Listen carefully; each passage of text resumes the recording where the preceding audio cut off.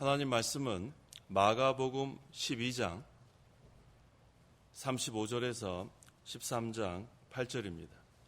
마가복음 12장 35절부터 봉독하겠습니다. 예수께서 성전에서 가르치실 때에 대답하여 말씀하시기를 어찌하여 서기관들은 그리스도께서 다윗의 자손이라고 말하느냐. 다윗 자신이 성령 안에서 다음과 같이 말하기를 주께서 내 주께 말씀하셨다. 내가 내 원수들을 내 발 받침대로 삼을 때까지 너는 내 오른쪽에 앉아 있어라고 하였다. 다윗 자신이 그를 주님이라고 불렀다면 그가 어떻게 다윗의 자손이 되겠느냐 하시니 큰 무리가 그분의 말씀을 즐겁게 들었다. 예수께서 가르치시며 말씀하셨다. 너희는 서기관들을 주의하여라. 그들은 긴 예복을 입고 다니는 것과 장터에서 인사받는 것과 회당에서 높은 곳에 앉고 잔치에서 높은 자리에 앉는 것을 원한다. 그들은 과부들의 가산을 삼키고 남에게 보이려고 길게 기도하니 이런 자들은 더 엄중한 심판을 받을 것이다. 예수께서 헌금함 맞은편에 앉으셔서 무리가 어떻게 헌금함에 돈을 넣는가 보고 계셨는데 많은 부자들이 많은 것을 넣고 있었다. 그런데 한 가난한 과부가 와서 2렙돈 곧 한 고두란 테스를 넣었다. 예수께서 자신의 제자들을 불러 그들에게 말씀하시기를 내가 진정으로 너에게 말하니 이 가난한 과부가 헌금함에 넣는 모든 이들보다 더 많이 넣었다. 그들 모두는 풍부한 가운데서 넣었으나 이 과부는 빈궁한 가운데서 자신의 모든 소유 곧 자기 생활비 전부를 넣었다라고 하셨다. 13장 1절입니다. 예수께서 성전에서 나가실 때 제자들 중 하나가 말하기를 선생님 보소서 얼마나 대단한 돌들이며 얼마나 대단한 건물들입니까 하니 예수께서 그에게 말씀하셨다. 내가 이 거대한 건물들을 보느냐. 여기에 돌 하나도 돌 위에 결코 남아있지 않고 다 무너질 것이다. 예수께서 성전 맞은편 올리브산에 앉아 계실 때에 베드로와 야고보와 요한과 안드레가 따라와서 묻기를 저에게 말씀하소서 이 일들이 언제 있을 것입니까? 또한 이 모든 것들이 이루어지려 할 때에 징조가 무엇입니까 하니 예수께서 그들에게 말씀하기 시작하셨다. 아무도 너희를 속이지 못하도록 주의하여라. 많은 이들이 내 이름으로 와서 내가 그리스도이다 라고 말하며 많은 이들을 속일 것이다. 너희가 전쟁과 전쟁의 소문들을 들을 때에 놀라지 마라. 그런 일이 일어나야 하지만 아직 끝은 아니다. 민족이 민족을 대적하여 일어나고 나라가 나라를 대적하여 일어날 것이다. 곳곳에 지진들이 있을 것이며 기근들이 있을 것이니 이것들은 재난의 시작이다. 8절까지 봉독했습니다. 이 시간 증거의 말씀의 제목은 예수님의 가르침과 재난의 징조, 예수님의 가르침과 재난의 징조란 제목으로 말씀 증거하겠습니다. 35절 예수께서 성전에서 가르치실 때에 대답하여 말씀하시기를 어찌하여 서기관들은 그리스도께서 다윗의 자손이라고 말하느냐. 예수님께서 성전에서 가르치셨다고 했어요. 무엇을 가르쳤는가? 서기관들이 그리스도를 다윗의 자손이라고 가르치면서 그 뜻을 모르고 있었습니다. 그들이 그리스도를 영접하지 못한 이유이기도 해요. 36절에서 37절 36절 다윗 자신이 성령 안에서 다음과 같이 말하기를 주께서 내 주께 말씀하셨다. 내가 내 원수들을 내 발 받침대 삼을 때까지 너는 내 오른쪽에 앉아 있으라고 하였다. 다윗 자신이 그를 주님이라고 불렀다면 그가 어떻게 다윗의 자손이 되겠느냐 하시니 큰 무리가 그분의 말씀을 즐겁게 들었다. 본절의 말씀은 시편 110편 1절의 말씀입니다. 예수님께서 이 말씀을 인용하시면서 그리스도와 다윗의 관계를 좀 가르쳐 주십니다. 주께서 내 주께라고 했는데 첫 번째 나오는 주는 하나님을 가리키고 내 주께 할 때의 주는 그리스도를 가리킵니다. 다윗이 그리스도를 주님이라고 불렀다면 그리스도가 어떻게 다윗의 자손이 되겠느냐 이거예요. 그러니까 이 서기관들은 이 성경의 영적인 뜻을 도무지 모르고 또 그리스도의 신성에 대해서도 믿지 않았기 때문에 그 뜻을 이해할 수가 없습니다. 지금 다윗이 그리스도를 주님이라고 한 것은 그리스도의 신성에 대한 거예요. 그 다음에 영적인 구속 사역. 그래서 다윗이 주님이라고 부를 수 있는 거예요. 그런데 또 그리스도는 다윗의 자손입니다. 그것은 육신으로 볼 때 다윗의 혈통에서 태어나셨기 때문에 또 다윗의 자손이라 할 수 있습니다. 그래서 로마서 1장 3절 4절에 그분의 아들에 관한 것이니 육신으로는 다윗의 자손으로 나실 거라고 했어요. 그러니까 육신으로는 다윗의 자손 맞아요. 그런데 성결의 영으로는 죽은 자들 가운데서 부활하여 권능 가운데 하나님의 아들로 선포되셨으니 곧 우리 주 예수 그리스도이시다. 그러니까 육신적으로는 다윗의 자손이지만 영적으로 그리스도고 또 그리스도는 하나님입니다. 그래서 다윗은 예수님을 주님이라 부를 수 있는 거예요. 큰 무리가 그분의 말씀을 즐겁게 들었다. 이 영적인 진리를 가르쳐 줄 때 큰 무리가 진리를 깨닫지는 못했지만 어린아이와 같이 즐거워한 거예요. 또 그 중에 받아들인 사람도 있고, 그래서 이 영적인 것을 사모하는 사람만이 받아들입니다. 어린아이 같은 그런 마음으로. 그래야 그것을 즐거워할 수 있습니다. 38절에 예수께서 가르치시며 말씀하셨다. 너희는 서기관들을 주의하여라. 그들은 긴 예복을 입고 다니는 것과 장태에서 인사받는 것과 라고 했습니다. 이 서기관뿐만 아니라 이 바리새인들, 이 사람들은 대접받는 거 참 좋아해요. 그 다음에 인사받는 거 좋아하고, 한마디로 하면 높임받는 거 좋아합니다. 그래서 이 사람들은 사람들에게 잘 보이려고 노력을 많이 해요. 뭐 입고 다녔다고 했어요? 긴 예복. 긴 예복 입는 이유가 권위 있게 이렇게 쓱쓱 이렇게 긴 예복이 쓱쓱 이렇게 바닥 쓸며 다니잖아요. 그걸 보면서 무슨 권위 있는, 이 왕의 예복도 이게 긴 이유가 뭐냐면 권위 있어 보이는 거예요. 그게 무슨 권위가 있어요. 그래서 그 사람들은 높임 받는 거 좋아했습니다. 그래서 그 39절 보세요. 회당에서 높은 곳에 앉고 잔치에서 높은 자리에 앉는 것을 원한다. 그래서 서기관들과 바리새인들은 어디 가든지 높은 자리부터 앉는 거예요. 그거 아주 잘못된 거예요. 그래서 우리는 어디 가든지 밑에부터 앉아요. 밑에. 그러면 사람들이 위로 올라가십시오. 위로 올라가십시오. 그러다 보다가 조금 중간쯤에 앉는 게 좋지, 높은 자리에 앉았는데 더 높은 사람이 와가지고 내려가십시오. 내려가십시오 하다가 밑으로 내려가는 경우, 그거 얼마나 부끄러워요. 누가복음 16장 15절. 15절. 예수께서 그들에게 말씀하셨다. 너희는 사람들 앞에서 스스로를 어렵다 하는 자들이나 하나님께서는 너희 마음을 아신다. 사람들 가운데서 높임을 받는 것은 하나님 앞에서 혐오스러운 것이다. 하나님께서 무엇을 아셔요? 너희 마음을 아신다 했어요. 너희 마음. 하나님 우리 마음 다 아세요. 그래서 사람들 가운데서 높임 받는 것은 하나님 앞에서 혐오스러운 거다. 하나님 앞에 합한 사람이 돼야지 하나님 앞에 혐오스러운 자 되면 안 돼요. 그래서 예수님은 뭐라고 말씀하셨냐면 그 마가복음 9장 35절에 예수께서 앉으셔서 12를 부르시고 그들에게 말씀하시기를 만일 누구든지 첫째가 되고자 하면 모든 사람들의 마지막이 되고 모든 사람들의 종이 되어야 한다라고 했습니다.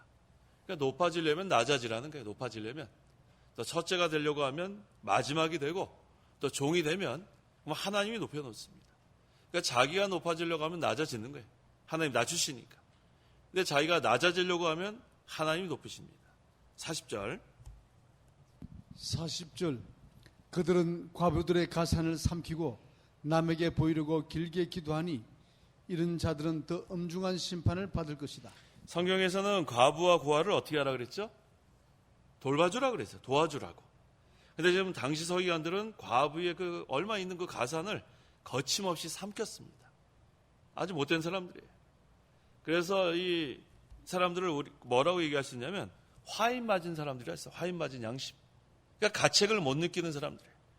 성경에 과부와 고아를 돌보라 그랬죠. 언제 과부의 가산을 삼키라고 했어요. 그러니까 화인 맞은 양심은 성경에서 증거해도 깨닫지도 못하고 가책도 없습니다. 그래서 오늘날도 무슨 뭐 축복해준다 그러고 돈 받는 거 좋아하는 그런 교육자들이 있어요. 뭐 특별 뭐 신방? 특별 신방이 어디 있어요? 언제든지 신방 갈 수 있어야지. 신방 기간 동안에 돈 봉투 받는 거 좋아하는 그런 교육자들 많습니다. 그러니까 왜 특별 신방 기간을 멋들어 정해요? 그 성경에도 없어요. 누가 아프면 당장 가서 신방하는 거지 뭘 특별 기간이 있어요? 특별 기간이 있으면 좋겠어요? 성경에 그런 거 없어요. 신방 있으면 어딘지 가서 달려갈 수 있는 거 그렇게 해야지. 그 다음에 또 그 축복해 주겠다고 그 특별한 음식 만들어 오라고 한 사람이 있죠. 구약에 별미 만들어 주면 내가 축복해 주겠다. 누구예요? 누구예요 그 사람 이름? 이삭이죠. 누구예요? 이삭. 아니 그냥 축복해 주지 무슨 별미를 만들어 오라고. 그래갖고 누구한테 속았죠? 야곱한테 속았다고요. 그러니까 그냥 축복하는 거지 뭘 별미를 만들어 오라. 그냥 축복하는 거지 뭘 돈 봉투를 내라. 그러니까 별 사람들이 많은 거예요. 그 아주 이 서기관들 같은 사람들이에요. 과부의 가선을 삼키려는 자들. 그런 자들 가까이 하면 안 됩니다. 그 다음에 또 이 서기관들이 기도를 어떻게 했다 그랬어요? 남에게 보이려고? 길게 기도했다 그래. 길게 기도했다. 이게 조는 건지 기도하는 건지 알 수가 없어요. 2시간 졸았는지 2시간 기도했는지 뭘 그렇게 길게 잠은 집에 가서 자지. 꾸벅꾸벅 하면서 뭐 길게 이게 서기관들 같은 사람들이에요. 잠은 어디 가서 자요? 집에 가서 자요. 사람들 앞에 길게 기도하는 것처럼 그렇게 외식하지 마요. 기도는 정신 차리고 1시간을 하든지 2시간 하든지 그렇게 해야지. 길게 저 사람 예배당에서 아주 오래 기도한다. 그런 그 외식하는 건 안 돼요. 그래서 기도는 어디 가서 하는 게 좋냐면 골방에 들어가서 하는 게 좋은 거예요. 골방. 은밀한 골방. 하나님과 나와의 그러한 영적 교제가 좋습니다. 그렇다고 해서 예배당에서 기도하는 거 뭐라 그러는 거 아니에요. 정신 차리고 기도하라는 거예요. 철야기도 무슨 철야기도예요. 밤새 잔 거지 뭘 철야기도라고 그래요. 밤새 자고 밤중에 잠깐 기도했다 그래요. 밤중에 잠깐 기도했다. 그거 뭐 너무나 이렇게 남들 여기 그러잖아요. 남에게 보이려고. 그다음 무슨 40일 금식 기도? 그건 뭐 가서 뭘 먹으면서 했는지 누가 알아요, 그거.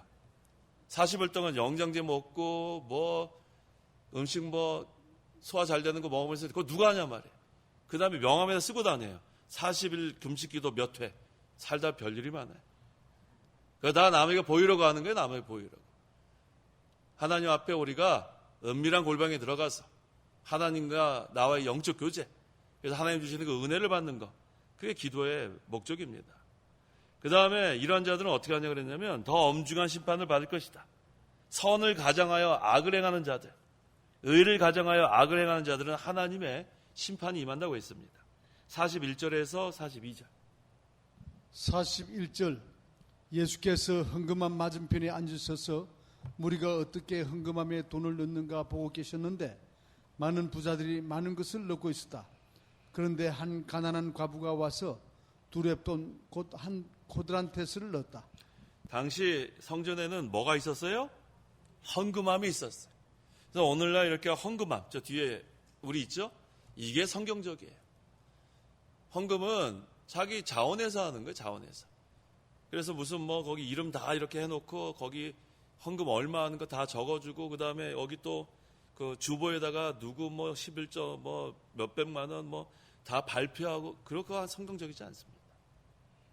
성경이 어디 그렇게 하라 그랬어요? 헌금함에 자기의 정성을 다해서 헌금하는 것이 성경적이에요. 근데 오늘날 지금 제가 영국에서 이렇게 교회 여러 군데 가봤는데 헌금함 있는 교회 제가 한 번도 못 봤어요. 주로 이렇게 그 주머니, 연보 주머니하고 돌리는 경우 있고, 제일 제가 깜짝 놀란 것은 접시 돌리는 게 접시. 접시 왜 돌려요? 누가 얼마 하나 보는 거예요? 누가 얼마 하냐. 도저히 동전을 못 넣겠더라고요, 동전. 집해놔야지 거기 뭐 동전 땡그랑 소리 다 날 텐데. 그렇죠? 그 성경적이지 않습니다. 성경적인 것은 헌금함이에요, 헌금함. 자기의 정성을 다해서 넣는 거예요. 그래서 예수님께서 헌금함 맞은편에 앉으셨을 때 많은 부자들이 많이 넣었다고 했어요. 많이 넣었다고요. 부자들이 많은 것을 넣었다. 얼마인지 모르겠지만 많이 넣었어요. 그런데 또 누가 얼마 넣었어요? 한 가난한 과부가 얼마 넣었어요? 2렙돈. 이 렙돈 이거 히브리 동전이에요. 동전. 땡그랑 동전. 이게 로마 화폐의 그 고트란테스랑 같은 금액입니다. 근데 그 고트란테스가 로마 화폐 중에 가장 낮은 단위의 화폐예요. 그러니까 뭐 동전 2개가 얼마 되겠습니까? 자, 근데 예수님께서 뭐라고 말씀하셨나 보세요. 43절, 44절. 43절 예수께서 자신의 제자들을 불러 그들에게 말씀하시기를 내가 진정으로 너에게 말하니 이 가난한 과부가 헌금함에 넣는 모든 이들보다 더 많이 넣었다. 그들 모두는 풍부한 가운데서 넣었으나 이 과부는 빈궁한 가운데서 자신의 모든 소유 곧 자기 생활비 전부를 넣었다라고 하셨다. 자, 분명히 여기 많은 부자들이 많은 것을 넣었다고 했는데 근데 예수님의 관점은 달라요. 예수님은 많은 부자들이 많은 돈을 넣은 것보다 이 한 가난한 과부가 동전 2개, 2랩돈 넣은 것을 더 많이 넣었다고 인정을 하셨어요. 예수님의 관점은 우리랑 달라요. 예수님이 보시는 것은 금액이 아니라 그 성도의 정성을 보는 거예요. 정성. 힘쓰는 거. 그러니까 아까 하나님 우리의 마음을 하신다. 거기랑 같죠. 그래서 헌금할 때 억지로 하는 거. 그건 돈 많이 넣어도 인정 못 받아요. 억지로 하는 거. 누가 금액 얼마나 냈나 알아주는 거. 그 다음에 또 인색한 마음. 더 많이 할 수 있는데 인색하게 하는 거. 다른 데는 그렇게 막 돈을 펑펑 쓰면서 헌금할 때만 인색한 사람이 있어요. 다른 건 뭐 아주 쉽게 사면서 그런 걸 말하는 거예요. 그래서 이 헌금에 대한 성경적인 그 자세는 뭐냐면 첫째 자원에서 하는 거예요. 자원에서. 그 고린도후서 8장 3절에 내가 증언하는데 그들은 힘대로 하였을 뿐 아니라 오히려 자원하여 힘에 넘치도록 하였다. 그러니까 하나님께서 제일 좋아하는 건 자원하는 심정이에요. 단마음. 금액이 많고 적고가 중요한 게 아니라 내가 기쁨으로 하는 거예요. 왜냐하면 이 연보는 신앙의 열매예요. 그래서 우리가 뭐 연보해라 안 해라 그런 얘기할 필요도 없어요. 11조 해라 안 해라 그런 얘기할 필요가 없어요. 신앙의 열매니까 믿음 있는 사람은 당연히 하게 돼 있는 거예요. 그걸 뭐 해라 안 해라 안 하다가 그래도 이제 깨닫고 하면은 그 신앙의 열매를 맺는 거예요. 근데 둘째, 하나님의 은혜에 감사하는 거예요. 우리가 하나님의 은혜에 감사합니다 하는데 뭐 이 감사하는 걸 표현할 수 있는 방법이 연보밖에 없어요. 찬양도 하고.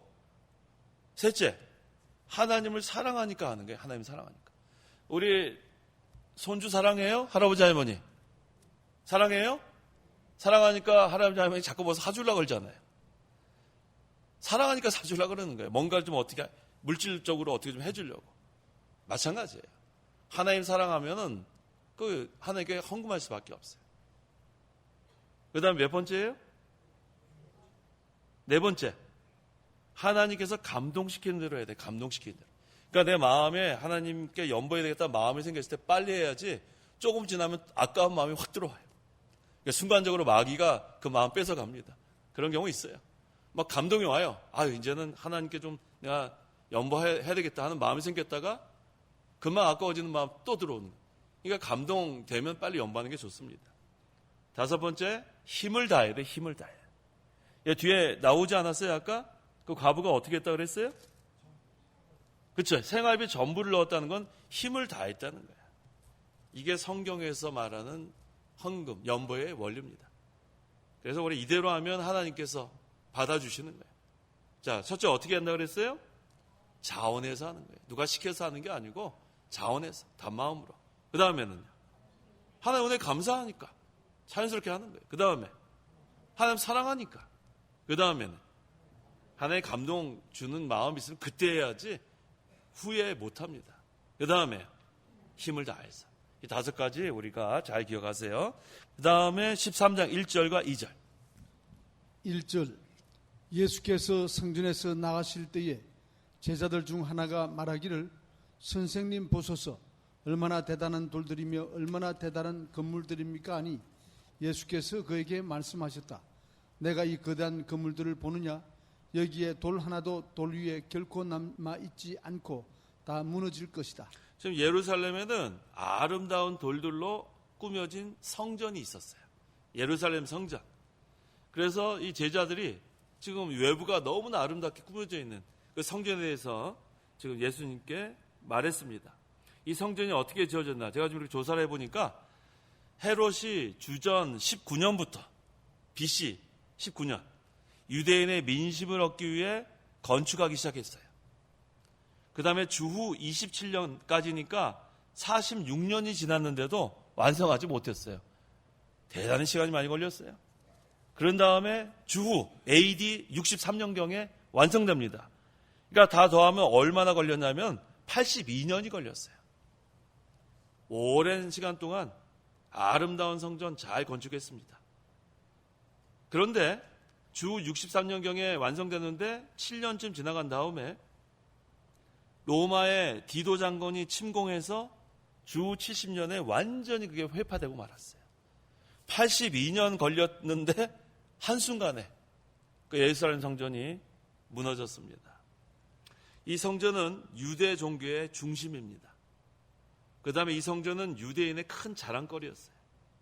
그래서 그 성전 안에 제사장들이 바닥을 질질 끌면서 그 권위 있다고 생각하는 그 예복을 입고 하나님 앞에 분향하고 또 많은 짐승 번제로 드리면 연기가 그 성전으로부터 막 하늘에 올라가는 그 모습 보고 유대인들이 좋아했습니다. 그래서 이 성전은 제사하는 의식이 굉장했나 봐요. 어마어마했습니다. 그래서 이 외식 좋아하는 유대인들에게는 큰 자랑거리였어요.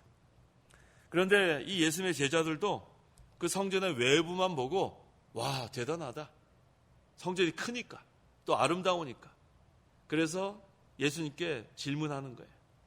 근데 예수님께서는 그러한 성전의 외부를 보지 않고 항상 뭘 보신다고요? 안을 보는 거예요, 안에. 겉을 보는 게 아니라 우리 안을 보신다고. 그래서 예수님께서 그 바리새인들한테 뭐라고 그렇게 책망했냐면 회칠한 무덤이 회칠한 무덤은 뭐냐면 무덤도 아주 어마어마하게 크게 질 수 있죠. 저 이전에 그 어렸을 때 우리 그 고청기도원 아시는 분 계세요? 고청기도원 한번 손 들어. 아니 많이 아시네. 제가 그 고청기도원 거기 보면은 우리 그 아이들 거기 보면 어마어마하게 큰 그 무덤이 하나 있어요. 혹시 보셨어요? 그 무덤이 우리 놀이터였잖아요. 그 무덤지기한테 맨날 막대기 들고 쫓아오면 우리 맨날 도망 다니고 그랬어요. 그때 뭐 철이 없으니까. 그 왜 놀이터냐면 얼마나 이 무덤이 큰지 미끄럼 타기 좋아요. 그래서 저쪽으로 미끄럼 타고 이쪽으로 미끄럼 타고 오면 그 무덤지기가 막대기 들고 가서 우리 때리겠다고. 그러면 또 우리 숨었다가 참 철이 없었어요.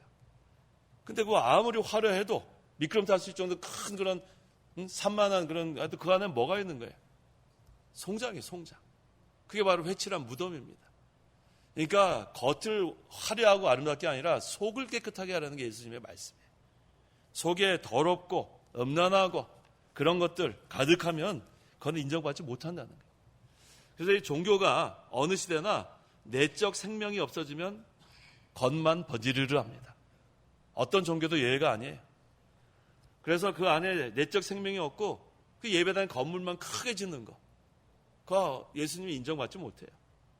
아무리 겉이 아름답고 뭐 전체가 다 유리고 뭐 이전에 미국에 지금 이제 천주교에 팔렸는데 수종교회라고 있어요. 수종교회 들어보셨어요? 그 로버트 슐러 그분이 담임하던 건데 그 가든 그로버에 제가 여러 번 갔어요. 왜냐하면 제가 미국에 있을 때 누가 한국에서 미국에 오면 거기나 거의 항상 구경시키는 그러한 장소였어요. 근데 제가 그때 전도사니까 전도사는 항상 우리 스타렉스 같은 거 좀 더 커요. 미국에는. 뭐 한국에서 오신 목사님이나 뭐 누가 집사님이나 오시면 저보러 가려니까 제가 몇 번 갔는지 몰라요. 관광 코스예요. 얼마나 잘 졌냐면 전체가 다 유리예요. 전체가. 그래서 수종교예요. 수종으로 만든 건 아니고 유리예요. 아주 뭐 고급 유리. 그다음에 거기는 이 위에가 개폐식이에요. 그래서 환한 이런 미국은 미세먼지 없잖아요. 그러니까 공기가 좋으니까 이렇게 날씨 좋은 날은 이게 열려요. 쫙 열리고 근데 중간에는 분수가 싹 나와요. 여기 가운데. 여기서 얼마나 시원하겠어요. 예배 시간에 위에는 쫙 열리고 막 햇빛 들어오고 그 다음에 여긴 시원한 분수가 막 올라오고 자 그런 교회가 수종교회예요. 근데 지금 그게 천주교로 팔렸습니다. 그게 왜 그랬느냐 하면 잘못돼서 그래. 잘못돼서. 그 로버트 슐러라는 사람이 펠라기안이에요. 펠라기안. 그리고 펠라기안이 뭐냐면 원죄를 부인하는 게 펠라기안. 아니 제가 그래서 목사란 말을 안 붙였잖아요. 아까. 왜 펠라기안이냐면 원죄 부인하면 펠라기안입니다. 그 5세기경에 그 펠라기우스가 있었고 그 다음에 어거스틴이 있었어요. 근데 그 어거스틴은 그 하나님의 예정 거기에 대해서 잘 교리를 정립했는데 반면에 이 펠라기우스는 잘못된 교리를 주장했습니다. 그래서 그 펠라기우스를 따르는 사람들을 펠라기안이라고 해요. 펠라기안은 원죄를 부인합니다. 원죄를 부인하니까 구원받을 필요가 없죠. 그래서 그 로버트 슐러는 한 번도 죄인에 대해서 얘기하지 않고 회개에 대해서도 얘기하지 않습니다. 그 이유는 죄가 없는데 무슨 회개를 하고 무슨 죄인이에요. 그래서 항상 그가 얘기하는 건 뭐냐면 우리는 예수님의 친구다. 그 얘기 많이 해요. 예수님의 친구다. 그 다음에 이 사람은 긍정적인 그러한 생각 거기다 초점을 맞춰서 중생이 뭐죠? 중생. 죽었던 영이 살아나는 게 중생 아닙니까? 근데 로버트 슐러의 중생론은 달라요. 부정적인 사람이 긍정적인 사람이 되면 중생했다 그래요. 그래서 거기는 뭐 여러 가지 뭐 영화 배우도 와서 간증하고 뭐 여러 가지 뭐 사람들이 와서 간증하잖아요. 그러면 거기서 막 간증 끝난 다음에 옛날에 자기가 뭐 마약으로 막 찌들긴 삶을 살았는데 지금은 이제는 다 마약 끊고 정상적인 삶이 됐다 그러면 로버트 슐러가 옆에서 박수 시작을 하면서 He is born again 이런다고요. 이는 거듭났다. 자, 그런 거 봤어요.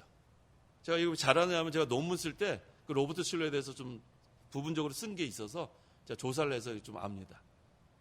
자, 그렇게 가니까 그 교회가 겉은 아주 화려한데 그 안에가 내적 생명이 없는 거예요. 그러니까 결국은 그 교회가 어떻게 유지 못하고 경매를 이렇게 하고 그다음에 거기서 천주교에서 그거를 구입했다. 그렇게 제가 소식을 들었어요. 제가 여기서 중요하게 여기는 건 내적 생명의 역사예요. 내적 생명의 역사. 교회 건물이 크고 교인이 많고 그거가 아니라 내적 생명의 역사. 그래서 큰 교회는 교인이 많다고 큰 교회도 아니고 건물이 크다고 큰 교회도 아니고 진리가 세워지는 교회가 큰 교회예요. 진리. 왜? 진리를 세워나가면 내적 생명의 역사가 있기 때문에 우리는 진리 세워나가는 거에다 초점을 맞추면 겉이 화려하고 그건 중요하지 않아요. 그래서 항상 우리가 이 진리 세워나가는 게 중요합니다. 내가 이 거대한 건물들을 보느냐? 제자들은 외부적으로 그냥 아름다운 것만 봤습니다. 하지만 예수님은 그 성전 내부에서 행해지는 타락과 죄악성을 보신 거예요. 그 유대 종교 지도자들이 의식주의로 나가는 거예요. 또 탐욕주의. 그러니까 그 성전에서 소와 비둘기를 팔고 돈을 환전하고 그 환전할 때 수수료 자기 주머니에 챙기고 뭐 여러 가지 그런 악행을 하는 것을 탄식하신 거예요. 그래서 우리는 이 눈앞에 보이는 것으로만 판단하면 안 돼요. 눈앞에 보이는 것으로. 우리는 항상 하나님이 어떻게 보시는가 그걸로 판단해요. 우리 눈으로 판단해서는 안 되고 하나님 보실 때 어떠하신가 그것으로 판단하는 게 중요합니다. 3절과 4절. 3절 예수께서 성전 맞은편 올리브산에 앉아 계실 때에 베드로와 야고보와 요한과 안드레가 따라와서 묻기를 저에게 말씀하소서 이 일들이 언제 있을 것입니까? 또한 이 모든 것들이 이루어지려 할 때에 징조가 무엇입니까? 하니 예수님께서 성전 맞은편 올리브산에 앉아 계실 때 가장 가까이서 배우는 4명이 누구예요? 베드로, 야고보, 요한, 안드레 4명이네요. 네 제자가 하나님의 심판과 세상 끝에 있을 징조에 대해서 질문했습니다. 이거 중요한 질문이에요. 그때 예수님이 뭐라고 말씀하셨나 보겠습니다. 5절과 6절. 5절 예수께서 그들에게 말씀하기 시작하셨다. 아무도 너희를 속이지 못하도록 주의하여라. 많은 이들이 내 이름으로 와서 내가 그리스도이다라고 말하며 많은 이들을 속일 것이다. 예수님의 대답 가운데 제일 첫 마디가 뭐냐면 아무도 너희를 속이지 못하도록 주의하여라. 이게 첫 번째 예수님의 말씀이에요. 미혹당하면 안 돼요. 미혹당하면. 속임당하면 안 돼요. 그래서 우리는 이 교회에 누룩이 못 들어오도록 막아야 되는 거예요. 교회가 부패되고 썩어져 가는 건 누룩 때문에 그렇습니다. 누룩과 같은 잘못된 사상이 교회 안에 들어오면 그거 제거해야 돼요. 그러니까 위험하니까. 그래서 교회는 권징이 필요한 거예요. 누룩을 제거하기 위해서. 그렇지 않으면 교회 전체가 썩으니까 그 방지하는 방법은 권징하는 거예요. 그래서 참교회는 진리를 선포하는 거예요. 바른 말씀 선포하고 그 다음에 성찬과 세례를 거행하고 그 다음에 권징을 부지런히 해나가야 돼요. 그래야 이 누룩, 제거해 나갑니다. 그래서 이 마귀가 어떻게 하든지 역사해가지고 하나님의 참교회를 무너뜨리려는 게 마귀 역사예요. 그래서 이 마귀가 사람을 통해서 역사하죠. 그래서 우리가 친구 잘 사귀어야 돼요. 친구. 그거 한번 찾아보세요. 고린도전서 15장 33절 같이 한번 읽겠습니다. 고린도전서 15장 33절 다 찾으세요. 찾았어요? 자, 시작. 속지 마라. 나쁜 친구들이 좋은 습관을 망친다. 어떤 친구가요? 나쁜 친구. 그러니까 우리가 마귀는 사람을 통해서 역사하는 줄 알고 나쁜 친구는 멀리 왔어요. 나쁜 친구. 좋은 친구가 필요해요. 좋은 친구. 누가 제일 베스트 프렌이에요? 예수님이죠. 예수님. 베스트 프렌드. 한번 따라해 보세요. 베스트 프렌드. 이게 무슨 뜻이에요? 가장 좋은 친구. 아유, 나는 여고 때 그 친구가 제일 친하다. 아유, 나는 무슨 뭐 중학교 때 그 친구가 같은 나는 여고 나왔다. 뭐 나는 뭐 중학교 때 그 친구는 그냥 친구예요. 그냥 친구. 제일 우리의 좋은 친구는 예수님이에요. 예수. 날마다 예수님과 사귀면 얼마나 좋아요. 그러니까 지금부터 아유, 나 베스트 프렌이 뭐 누구였다 바꿔요. 누구로 바꿔요? 예수님으로 바꿔요. 예수님. 날마다 예수님과 동행하는 거. 날마다 예수님과 사귀고. 그분은 얼마나 좋습니까? 아무리 가까운 친구라도 속일 수 있어요. 속일 수 있다. 거짓말도 할 수 있고. 우리 예수님 그런 일이 전혀 없어요. 진실만 우리에게 가르쳐주시고 진리만 가르쳐주시고. 그래서 우리는 나쁜 친구는 멀리하고 예수님을 베스트 프렌드, 가장 좋은 친구로 사귀세요. 날마다. 그렇다면 이 마귀가 사람을 통해서 미혹하는데 그 미혹을 받지 않으려면 어떻게 해야 되는가? 첫째, 욕심을 버려야 돼요. 욕심. 마귀는 술책이 뻔해요. 우리의 욕심. 얘가 어떤 욕심 갖고 있는가? 하와가 뭐 때문에 선악과 따먹었어요? 욕심이에요. 욕심. 먹음직하고 보암직하고 탐스럽고 그러니까 넘어갔습니다. 그게 바로 물욕, 정욕, 사욕이에요. 그걸 버려야 돼요. 두 번째는 성경 말씀을 항상 따라가야 돼요. 성경 말씀. 성경 말씀에 맞지 않으면 단호하게 끊어야 돼요. 셋째, 신앙 양심. 신앙 양심. 이거 중요합니다. 믿음과 신앙 양심을 가져라. 믿음이 있는 사람은 반드시 신앙 양심이 있고 신앙 양심이 있는 사람은 믿음이 있는 거예요. 신앙 양심 버리면 그때는 믿음에 관하여는 파산한다고 했으니까 세 가지. 자, 어떻게 해야지 미혹받지 않아요? 첫째, 욕심 버리세요. 버리세요. 둘째는요, 성경 말씀 따라가는 게 성경 말씀. 셋째는요, 신앙 양심을 써야 합니다. 7절.